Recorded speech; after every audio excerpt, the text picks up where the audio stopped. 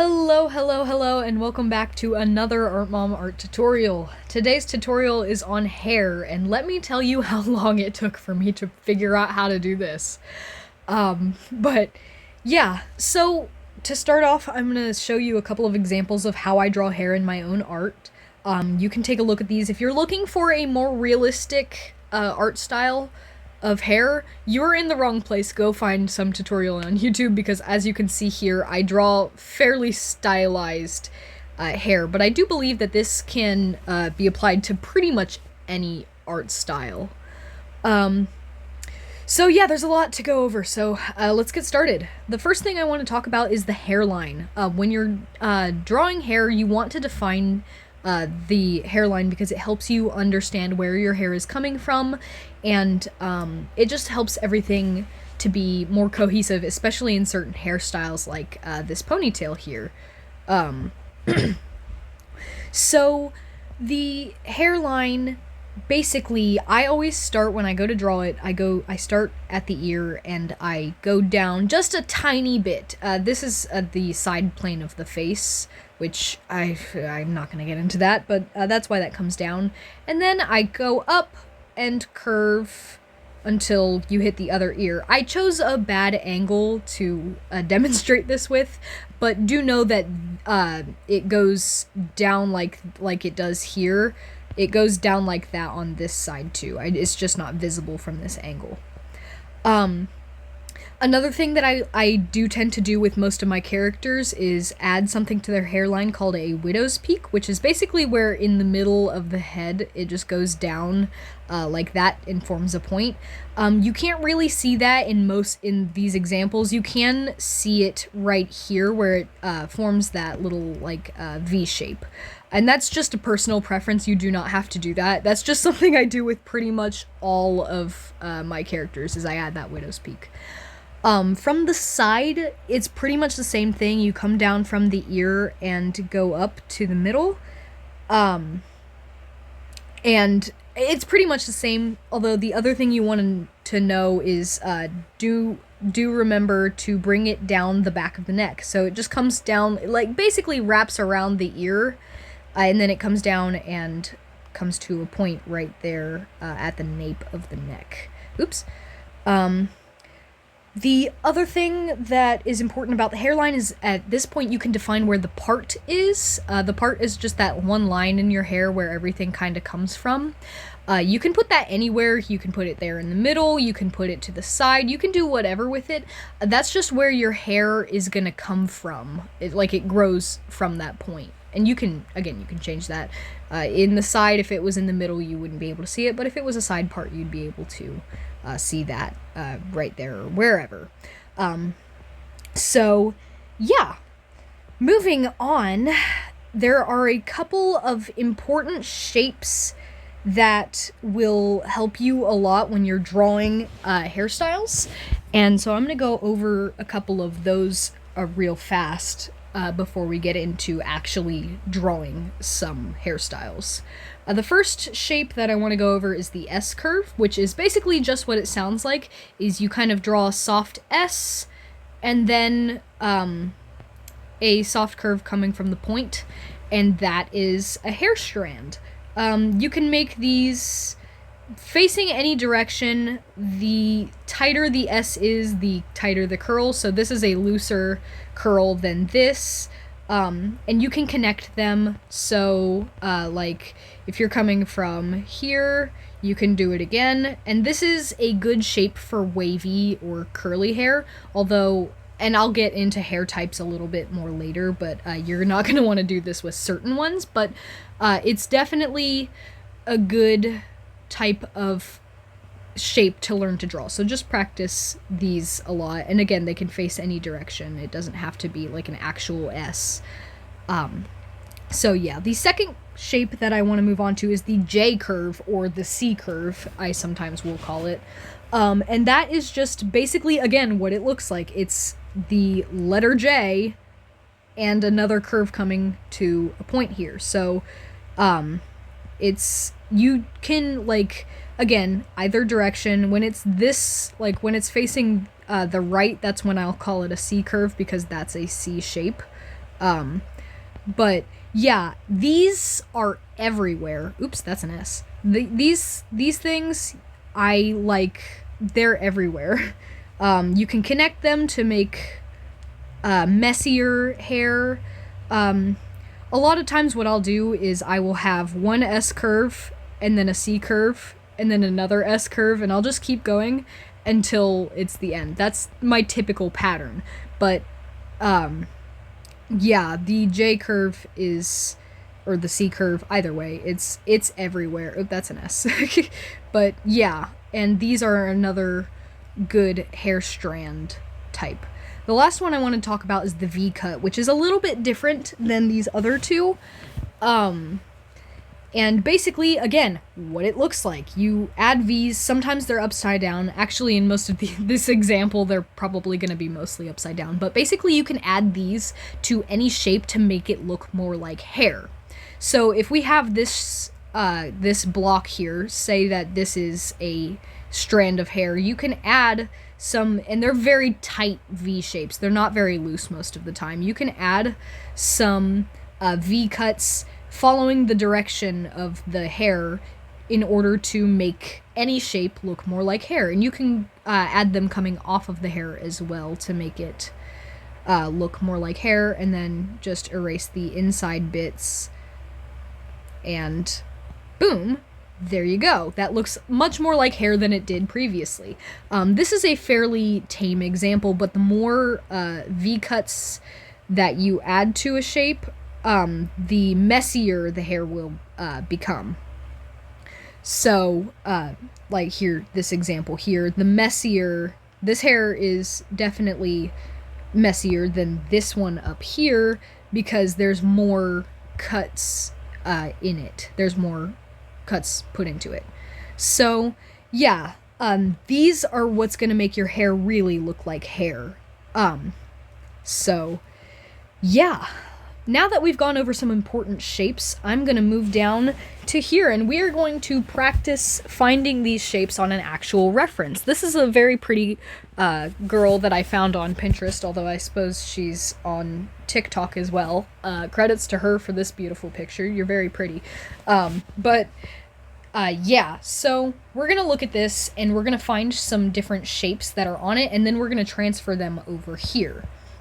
So, looking at this, I'm going to start with the bangs, because that seems to be the easiest place. The hair seems to come to a point up at the top, and then it comes down in a big, wide, kind of curvy triangle shape. And once you add some V-cuts in there, that'll definitely look more like hair. But yeah, it's a big, rounded triangle shape. Coming from this same point, I can see a big J curve right there, and one on this side as well. And so you can draw those in, and from there I see a big S curve and one over here as well. There's a big J there, a littler J there, and then there's just some bumps that I'll add to give volume to the hair. And never be afraid to add more volume to hair. It will look nice. So those are the major shapes of her hair, and there's some dark space back here that I'm also going to add. We're going to take this and transfer it over to my currently bald model of her that I've drawn, and then we'll add some of these shapes in to and it'll look like hair. So starting where we started the first time, so we're going to add that point at the top of her head and draw that big curvy triangle for her bangs, like so. From there, we've got the big C curves that are also coming off of the same place, so we'll add those. And the one on the other side. And this doesn't have to be perfect. You're just blocking out shapes right now, which is an important thing to do. From here, you've got that... Whoop, I think I've moved the picture. But you've got that big S curve on this side. And there's another one over here. that you can add in. And I'm going to start erasing some of the lines that defined her and move those. And then you've got that big C, that littler C, and just all those bumps that are on the sides of her head. And suddenly, if you erase some of the parts of her face to just leave those major shapes, it looks like hair. And from here, we're going to add a bunch of V-cuts to make it look extra like hair. I'm also going to erase the outline of that triangle shape because it's not actually there. It's just for to help out. So add some V-cuts to the bangs. Bangs like that is where the V-cut is most prominent. Although you can see it all over the place, but in bangs like she has, it's very easy to see those V-shaped cuts in her hair. So we've got that. I'm gonna add a little bit of texture. And you can just add V-cuts to all the hair. Again, the more cuts that you add, the messier it's gonna look, and her hair is very clean looking. And then you just add extra little curves and things to give the hair texture.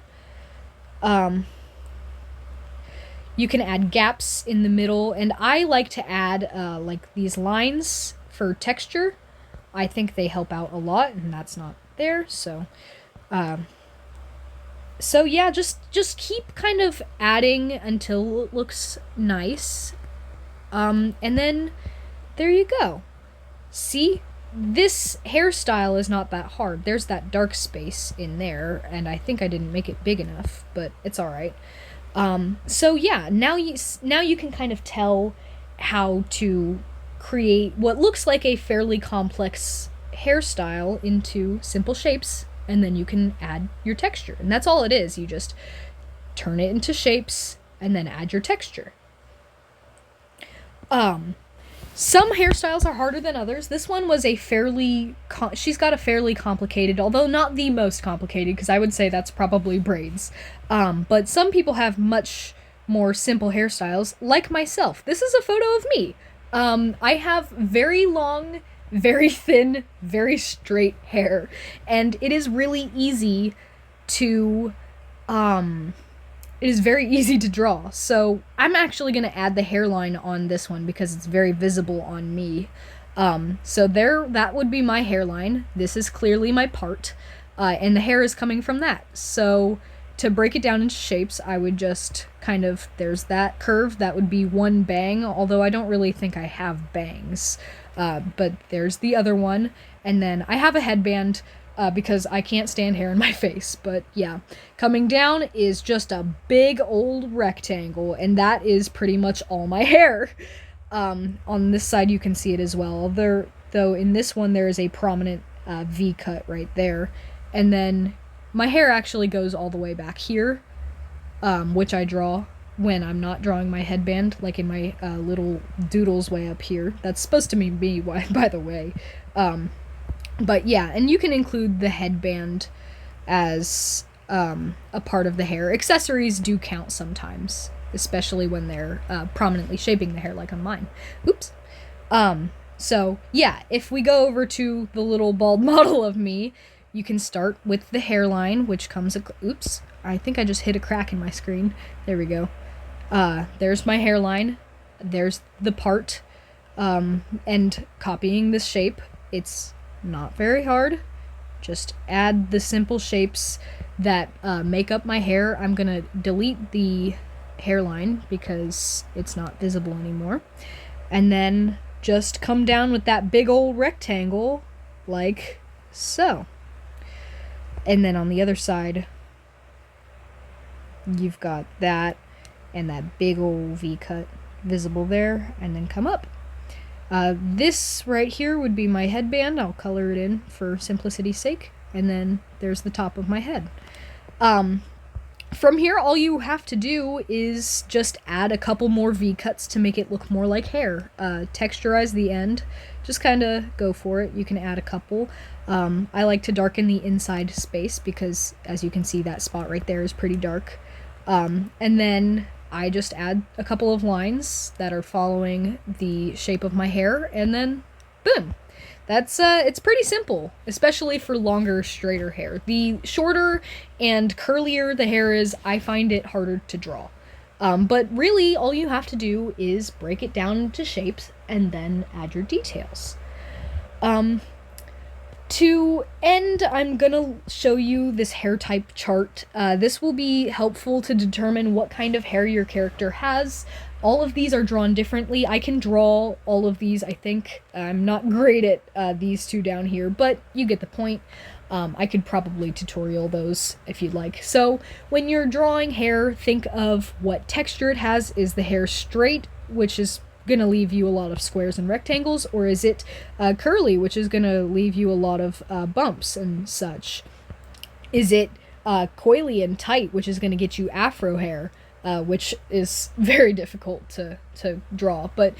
And in addition to that, and you can take a screenshot right here, this would be a great spot to do that. But in addition, also think about how thick or thin your character's hair is. My hair is thin. This girl's hair looks much thicker than mine.